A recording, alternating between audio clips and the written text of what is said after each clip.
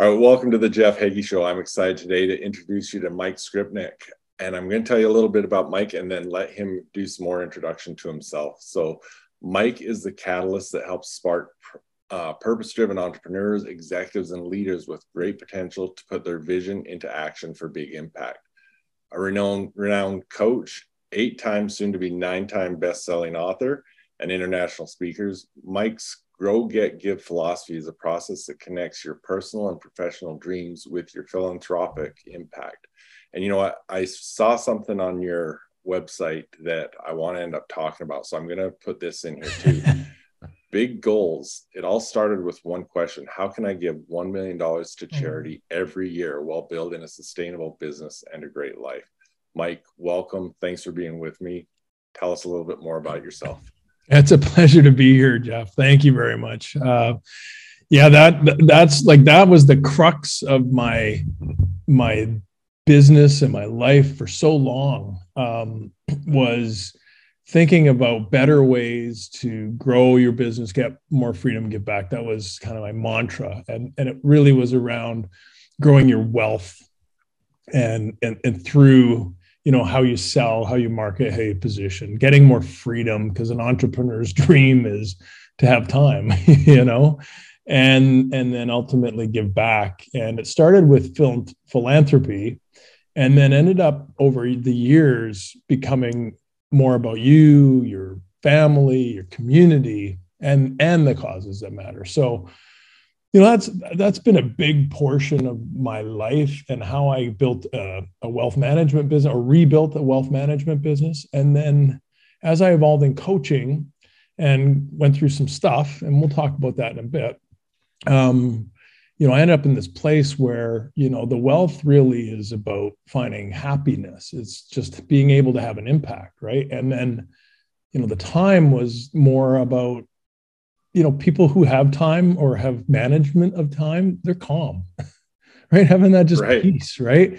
And then lastly, the energy piece, like having energy is more about being purposeful. So every day, if you felt purpose every day, then you have energy, like it just naturally comes from within you. And ultimately what that means is you can give and receive love. So my evolution is that we've moved to happiness, calm, and love as our primary goals.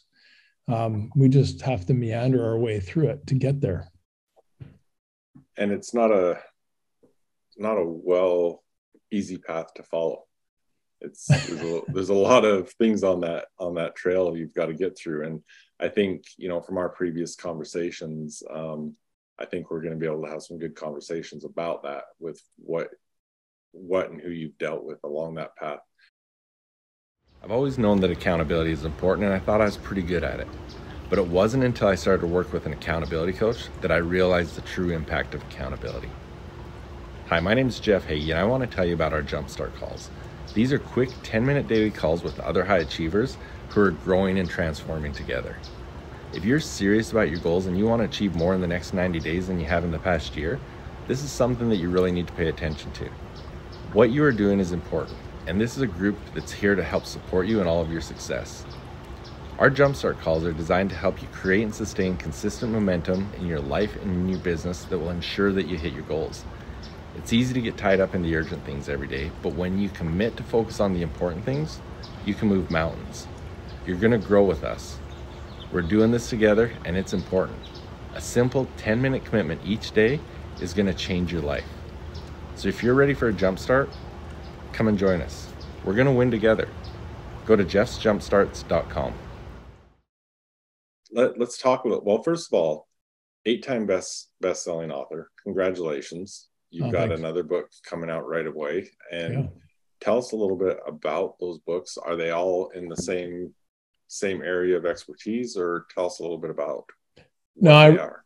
I recently I did a post on the fact that all the books that I've written to date, and even this one in particular, was really because I fundamentally had a message I wanted to share with people. My very first one was I wanted to serve the nonprofit, that whole, how do I give $1 million away my business every year? That was really paramount to, positioning myself in a marketplace as the expert, as the subject matter authority, but also learning. So that first one was really, I'm here. I mean to help. I'm not the wolf in the hen house. I want to be part of the solution.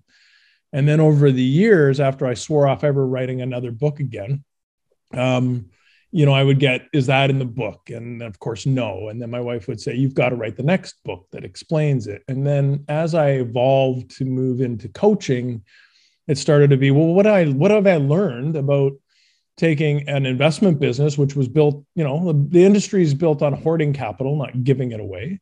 How did I flip that on its head and make something that worked and was sellable? That's because I packaged it up and sold my business to partners and then moved into coaching. And, how did that happen? And what can I teach others? I was also very fortunate that I was helping baby boomers. So people who had made it, who had success, who had run their businesses, been there, done that. And they were able to always share all the things they would have done differently if they had it to do again. And, as you would guess, none of them had to do with more time in the office. Like, it wasn't working harder. It was really about, I should have spent more time with my family. I should have done more for myself. I should have given back more to the community. I just wish I would have done more like that. And I took that and said, I could help those people who are younger, that younger version of those people. And in my coaching, that was what I aimed to do. And so many years I spent going at it. Like, it's people, processes, systems, positioning, promotion, how do we get all those things connected to the purpose that you have, and business coaching. And then, the last year kind of changed a lot of that, helped it evolve. And when I talk about happiness, calm, and love, it was because I had a journey where I was at wit's end, and I'll explain it in just a moment, but ultimately where it's taken me is that sometimes while we think that it's just about those other things, those are fairly superficial. And for a lot of business owners, it really is. But then we look deeper and we go, well, how come I keep repeating that thing that always screws me up? Why do I end up at the end of this relationship that is always blows up? Or why do I keep going to addiction or whatever it is? I've got all these other things going, but why do I keep doing this? And why does it keep ending badly? And that was, for me, one of those moments that I've investigated, and I'll share with you as well. And that is, there's some stuff we have going subconsciously that sometimes we just don't think, that whole trust your instincts thing. Sometimes our instincts are wired bad for success. And it's not by our doing, it's just maybe by the traumas we experienced as kids. That's what I'm interested to learn more about from you as we've talked about this, because you and I have had a little bit of a conversation on how those traumas can impact us from so long ago. So yeah, and I'm excited to hear your take on this, because if we look at the hero's two journeys, there's always that goal we're after, but then the whole transformation in the end of it is usually where the real lessons are learned. And as you're working with entrepreneurs and they're building their companies and they've got this big goal, this big focus, but they're having all these things that you're talking about that they're dealing with, and why is this happening over and over? What kind of feedback are you getting from them when you're trying to show them these underlying issues that are causing it? Well, the funny, I think tragic now, but funny, it's kind of funny. I never dug that deep. I stayed at that distance because I have my own stuff. And so the last thing I wanted to do was press someone into really digging behind the scenes deeper into their subconscious about these things, because then of course I'd have to share my stuff.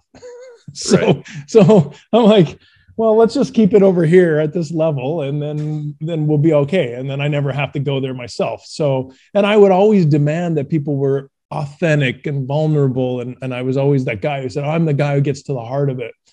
And I really didn't. I didn't get to the skirt. I skirted around it. Maybe people felt like they were sharing a lot more with me, but I was just holding back. And that's really changed.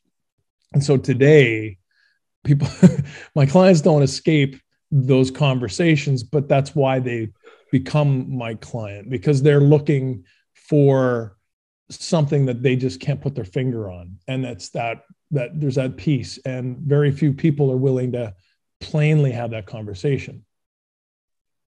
And so now that that's happening, is that because you've allowed yourself to be more vulnerable? Yeah, totally. Like, yeah.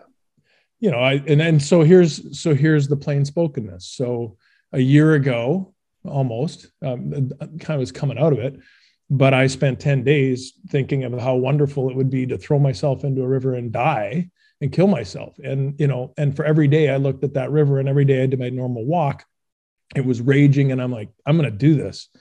And I wrote down why it would be good to do it, the pros and cons of why that would happen.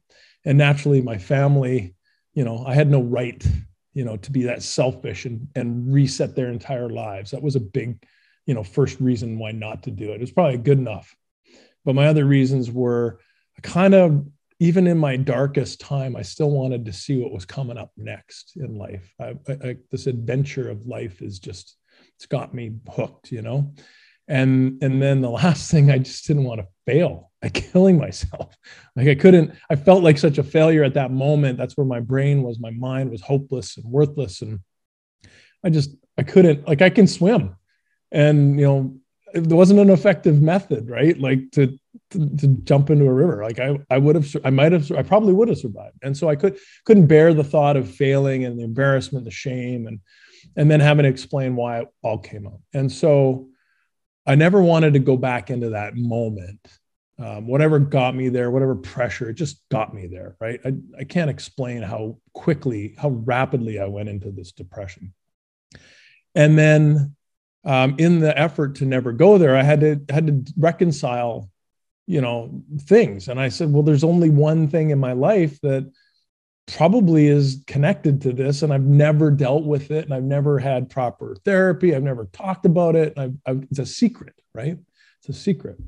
And so there you go. I said, well, I got to deal with my secret. And I sought help, professional help, and I started uncovering what the fact that I was abused sexually at 11 years old, what that did to me for the rest of my life. How did that affect me? And you know, it was tough enough. I mean, I cried every day for 3 months and then went through therapy and, you know, felt amazing on the other side. But that connection was absolutely key to what I was doing when we were talking about, you know, below the surface.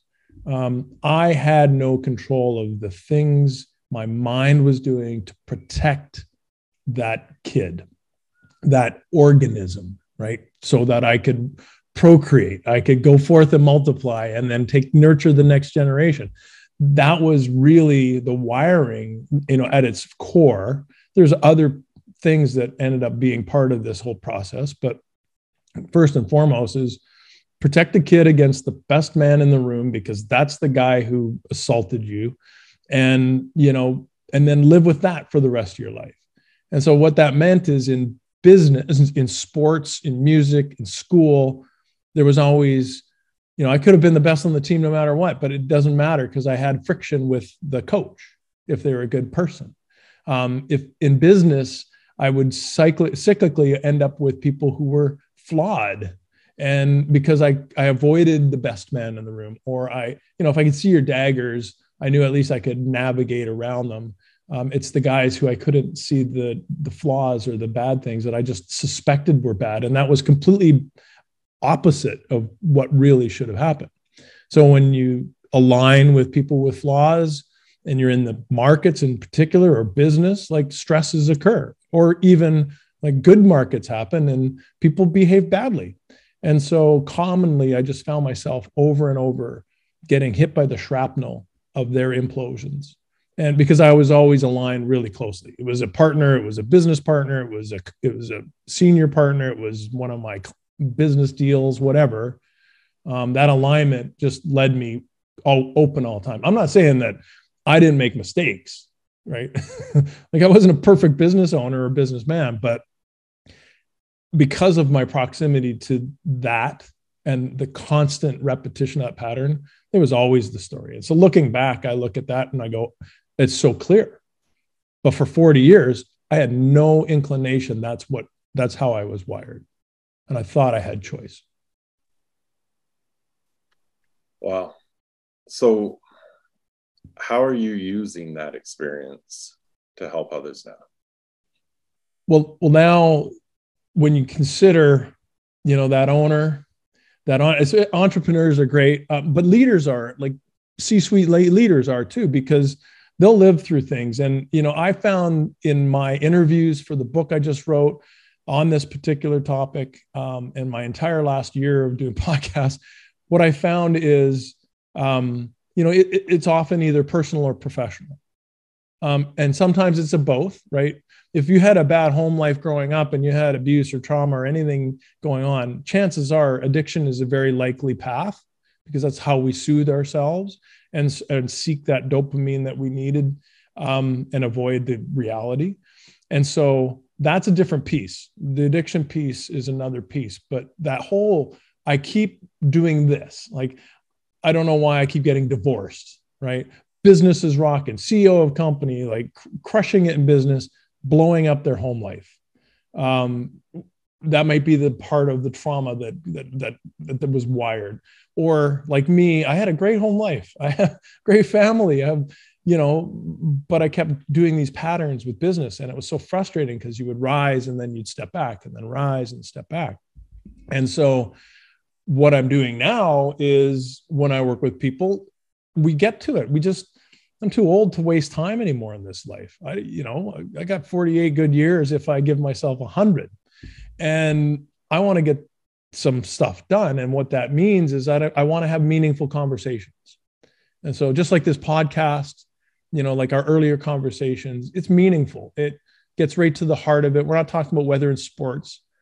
And once we get into that meaningful conversation, we can get back to sports, no problem. Like, I like to have fun. It doesn't always heavy content and heavy commentary.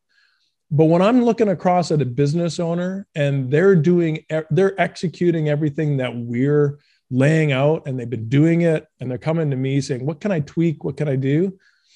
And it's not clicking. You got to look deeper.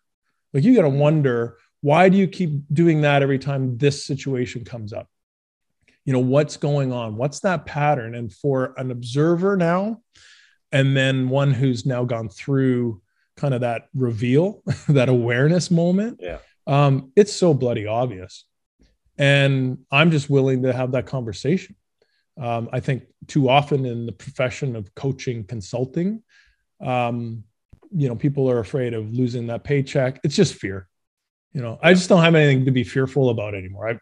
I'm out there now. Like, I trust I'm going to be fine. No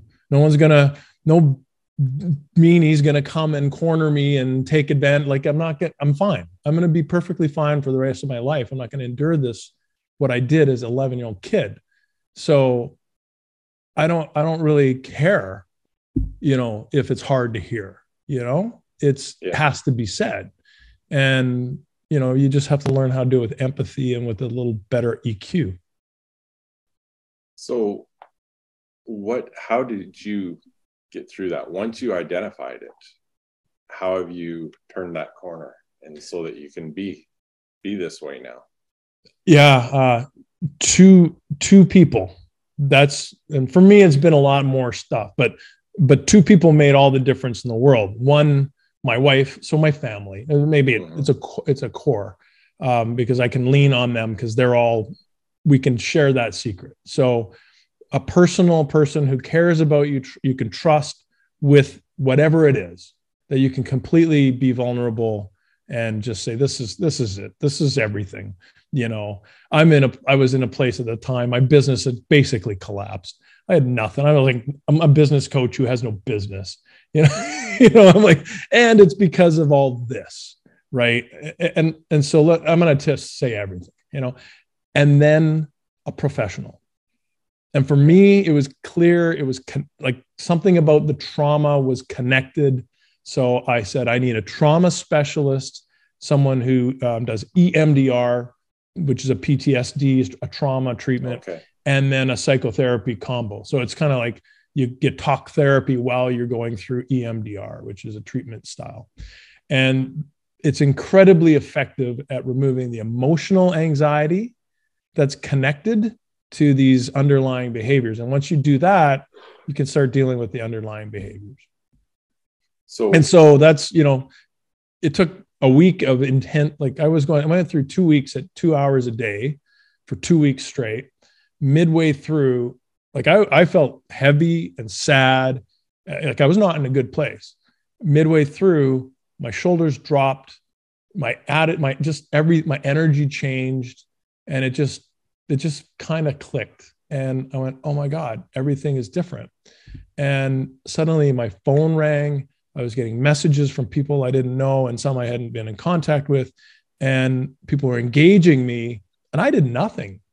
Like I didn't change. I didn't like go out on the stage and say I'm doing this. All of a sudden things changed, and it was fundamental. It was profound. And from that point on, I'm just going with it. That's amazing. So was that the process that helped you identify it, or had you identified it and needed to know how to deal with it? Good question. That's an excellent question, because I'm partnered with the guy and we're doing some leadership training in October. And he actually is a PhD and an academic, and he didn't feel that he had childhood trauma, anything that was nagging him, right? And he was investigating why leaders have limits. And sure enough, he said, I'm going to try this EMDR stuff. And for him, it brought up real key elements of his childhood that had created some hardwired, like that was his pattern. He kept doing this over and over in life. And he's like, I never knew that was anything. I didn't even know I had anything. I didn't suspect. Whereas for me, it's kind of the elephant in the room. I mean, when you've been sexually assaulted, you kind of remember that moment and every detail around it.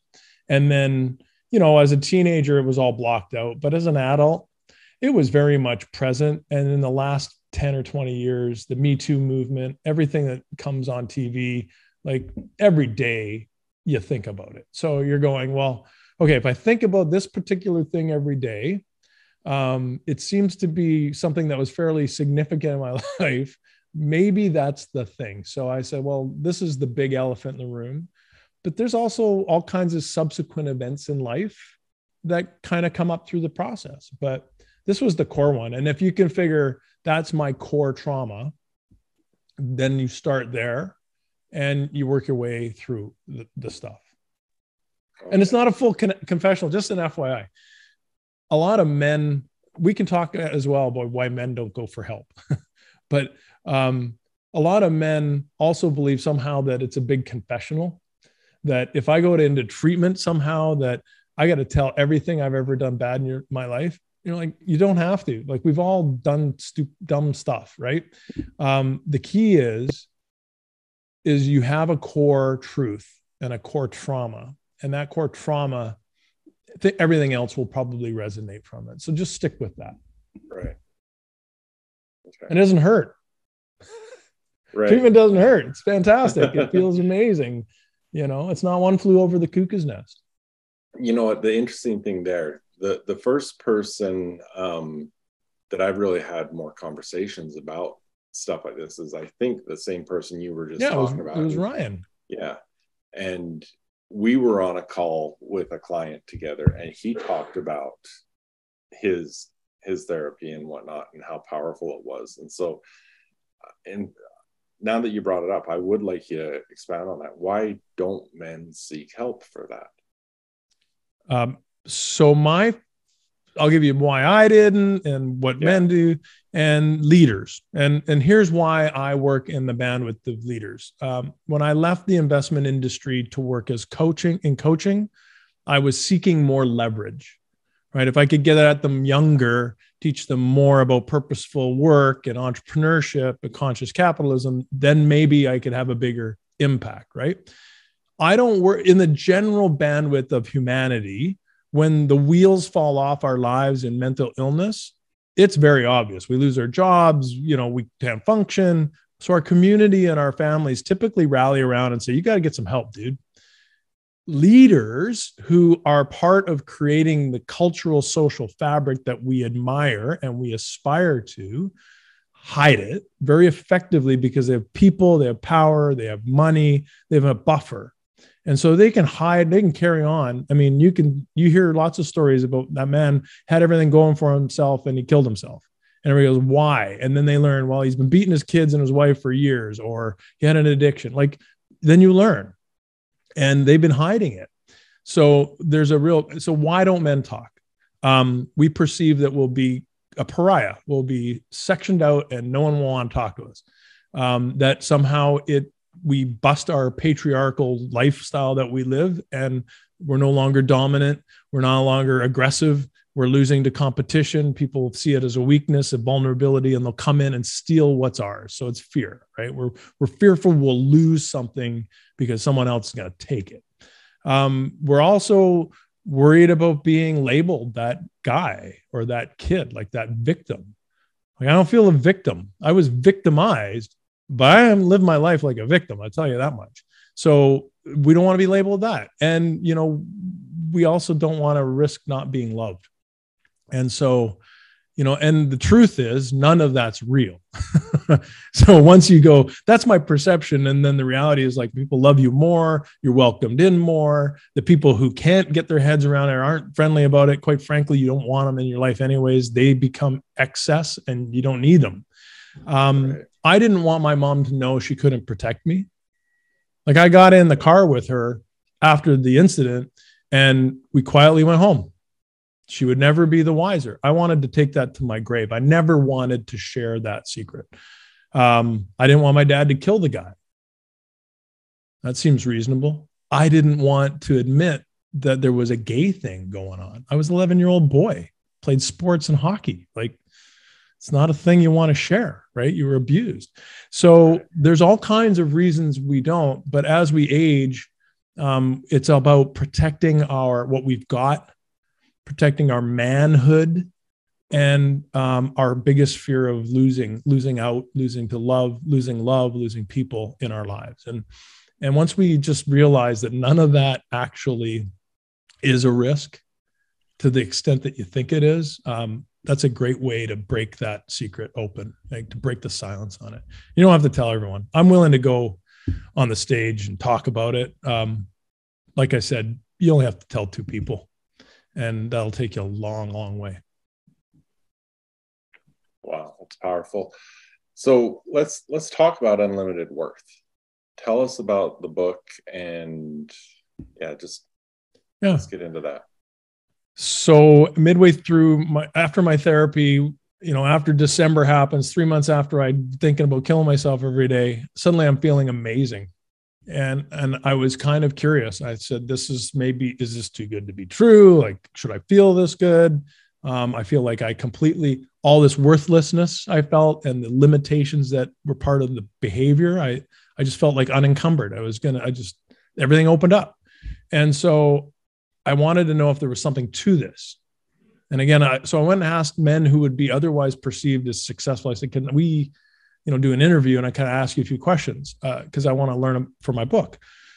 Or more, I really wanted to validate what I experienced was that their experience. And everybody said the same thing, the same shame, guilt, fear, anger, like all this negative stuff. And it was connected to these behaviors that were not productive for their lives. And they just keep repeating them.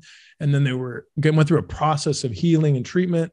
And on the other side, no more patterns that limited them, no more emotions that just toyed with them. And we all get emotional. We have emotions every day, but there were strategies to deal with these things when they were on the other side. So what I learned is my experience was validated by everybody else. And not only that, but these men were people that I wouldn't have otherwise gotten in the room with. We're talking about men that I would never have shared space with business-wise because they thought there was just one thing about me that they didn't know or trust or couldn't put their finger on. And now I'm fully engaged at that level. And they're sharing things that no one in the world's ever heard. And so I went from telling all these bad stories about my life in a memoir that I was building to what does that look like? What does that look like from the journey of the period of the secret and then through the healing? And how does it affect our lives? And maybe give some insights that the other side is really, really good. And you just have to get there. And it's very simple to do that. And maybe the the negative sides, the pre-healing sides, maybe that will resonate. Maybe we gotta go, yeah, that's me. That's me. I do that. I did that. I have that anger or whatever. And then they'll just say, well, maybe if I listen a little longer, I'll find out some good stuff. And that's what the book is. And I started a podcast and the book, and it's all really with the intent, if you think about the biggest part of it is if the next generation of boys can grow into men in our culture, in our society, in our institutions, better than the way we did, in environments that give them the space to have a plain spoken conversation about the shit that went on in their lives, like that's a big step. And if they can feel comfortable, then they can deal with it earlier. 51, I shouldn't, at 28 would have been a really great time in my life. Like, oh my gosh, like the whole time, I just think of all the impact. For me, it was about impact all the time. So imagine if I was completely unencumbered back then, what good I could have done. Now I have to make up for lost time, and I'm working out a lot. So I'm trying to get the energy. Like I'm trying to eat right and work out. So I have plenty of energy to take this on like I was when I was 20. So for someone right now thinking, yeah, this is what I need to hear, this is obviously the book I need to get, who, in your mind, who is this book for? It's for 3 groups of people. Without a doubt, it's that. And I think there's probably 30 to 55 years old man who is saying, there's something, I got trauma. I know there's something in my past. I don't know how it affects me. I keep stumbling on these things. Somehow it repeats. So that person, that leader who's starting to rise in their life and be a success and keeps hitting these walls, they've got trauma and they know it. That would be a great person. The family, the partner, my wife was critical. But here's the thing. My wife knew from the first 3 months we met. So I disclosed that to her because I loved and trusted her enough. She never thought, because she didn't come from a place of trauma, that I needed to work on it, that anything would be connected to it. What we have to do is tell our partners that it's connected. And if we're not getting help, help us get help. Open those doors. And then lastly, men in leadership or anywhere who have maybe not had trauma, do not have or haven't had any great big experiences like that, because they need to learn that this is a real thing. And men who need the space are sitting around their boardroom today, sitting in the executive office on the O line with them, on the hockey first line. And at some point, they're going to blow up. It's going to crush them in some way, and it's going to bring you with them. And so your company is at risk, your business is at risk, your sports team is at risk, your band is at risk if you don't give space and allow people to the room to like support their development through this. That was a big swath. So like millions of men. Right. And so, I mean, right now when we're recording this, so it depends when our audience is listening to this. This book is coming out right away. My release date's October 4th. So we're releasing Tuesday, October 4th, but then it's available on Amazon.com.ca. Okay. And we will, you can tell he's Canadian. He throws in the .ca. Yeah, I'm afraid I have to. But that currency exchange, I actually have to I really don't want to, because the pain of the currency exchange right now. .caers are like, Mike, what are you selling a $40 book for? I'm like, I'm not. It's $25. But yeah, so I'll make sure that is in all the show notes and everything. But this is, I mean, there's so many different areas we can go with this. And I mean, we do have we could go on forever on this, but yeah, we can. Tell me more, for the time constraints we have, what are the most important things we need to continue this conversation with right now? The most important things are that you want to share. Yeah. I mean, understand that it's connected first and foremost. And trauma is like from the womb to like the time your brain stops developing, right? So we start learning like 25 weeks in our existence to 20 years old or so. And so that learning brain will protect itself at all costs so that we can pass on our genes. In that process, if there's trauma of significance, it's going to affect us because we protect ourselves. So that's number one. Number two, that all the things you're worried about, you perceive as risks, when you finally, and you should, and you need to talk to one person you care and love, who you do trust, and a professional, those two people will not betray that, and it will feel better. And all of those perceived risks will wash away. Lastly, we need to give the space to others. We don't have to ask them what their trauma was. We don't have to have everybody go a full confessional, but we have to acknowledge that more people than not, 2 out of 5 men are going to be abused before they're 18 in some way, physically or sexually, that they're hiding it. It's going to affect your business. And that maybe if everyone just had a culture of, yeah, if I broke my leg and it was sticking out, my femur was sticking out and I didn't get it repaired, then I'm going to walk with a limp the rest of my life. It's the same deal. If the trauma happened and it just happened to be psychological, that's a limp that you're going to walk with forever. We just have to create a culture that says, if you broke your bone, if you got a psychological trauma, fix it. And there's easy ways to do it and just support it. And maybe this is the last thing on that. If a man comes to you, anybody out there, and says, I have something to tell you, and it's about their trauma, sexual, physical trauma, whatever trauma that they had as a child that they've been keeping a secret, stop all the presses, listen to them.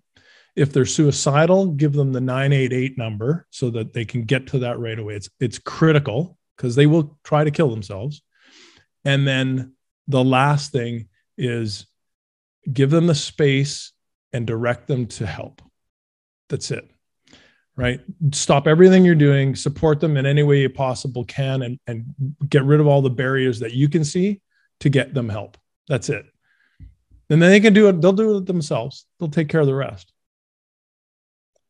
The one thing I appreciate is around this whole subject, there has been so much more attention brought to it because I think it's more prevalent than we've ever had it. And especially, we look at youth going through what we've gone through the last couple of years. Yeah. It's terrible. And so, yeah, the whole issue of being able to be there for someone to open up and being able to be that sounding board, whatever you need, and help direct them to the help that they need. I think it's more important than ever. So I appreciate that. No problem. It's not the trauma. Excuse me. It's not the trauma that's killing men. It's the secret of the trauma that's killing men. It's killing them in suicide. It's killing them in anxiety, in depression, right? And if you think of suicide as the 8th reason, the top, more cause of death in North America for men. The other 7 are pretty much cardiovascular disease and cancer. Cardio, lung, heart, like major systemic disease or cancer. The part of the key factors that cause those systemic diseases and cancer are stress, depression, lack of sleep, addiction, and poor nutrition. And let me tell you, anyone who's walking around with mental unwellness, I don't say mental illness because not everybody has bipolar, mental unwellness, they're going to suffer from all that. And that's just going to hasten all those top 7 to take him out. So men are dying at a quick rate, and we're doing a disproportionate damage to women and other people in the world. I mean, Putin's a great example of a man probably has an unresolved childhood trauma, right? Men go to war over this stuff because they can't deal with it. So we need to talk. That's That was a powerful quote that you said, that they're dying not from the trauma, but from the secret of it. Yeah. So, it's making them thank sick. you for that. So again, Unlimited Worth, it's coming out next week, depending on when you're listening to this, but I will have all the links in the bio and the show notes and whatnot. But before we go, talk a little bit more about your philanthropy.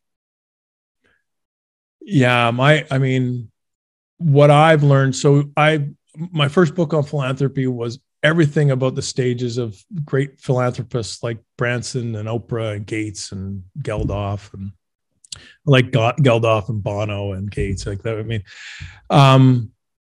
And what I learned is I can't dictate other people's philanthropy, and what we need to do is find out what we're best at. And so what I've been best at is helping connect people when they're inclined to make it like exponentially better. In the financial services industry, I could turn a $5,000 gift into a $500,000 gift with some good planning, right? Unfortunately, we could also eradicate taxes. That was fun. But then, so my point of leverage is understanding how to like maximize things and then make it happen. So moving people to it and doing it with leverage is kind of my skill. When I'm looking at this project in particular, there are lots of organizations who aren't going to be able to afford to have me come in and keynote. So my corporate clients, the corporate activity, the people who come in, they're going to help fund by donating. My proceeds sometimes go into our society, and the society that we're creating is also going to be a receptacle for donations. And so that society is going to help make sure that we can get in front of organizations that can't afford me to keynote, or that would be my gift to them. And then education, training, and, maybe reducing barriers. Like I would love one day, I couldn't pay my bills to get well. Like my kids had to take up the slack. My wife had to take up the slack. Like I couldn't keep the cash flow going if I wanted to heal. And so why would I want to be there for men to do that too. Like I know you have to like forego a couple months of like figuring out how you're going to pay the bills, because you got to figure out how to help yourself. Otherwise you might as well write all that other stuff off, because you're not going to help anybody. So if I could do that, at the end of the day, if we could just have a war chest that every time a man needed it, we could be there to help. That'd be great. Yeah, that's powerful. Well, thank you, Mike. I appreciate that. Where do people find you? If they can spell it, they can find me, MikeSkrypnek.com. But I do have a redirect for growgetgive.com. It kind of helps. And then the Unlimited Worth Project is, just /Unlimited Worth, Unlimited Worth Project, the book, and you'll be able to find it. I am active daily blogging in some way, shape, or form on LinkedIn. That is my key platform. And now I'm back out on Instagram and Facebook because I got a book coming out and I've got something to say. So we got to reach everybody. So there will be a time when you won't be able to move without hearing my name somewhere.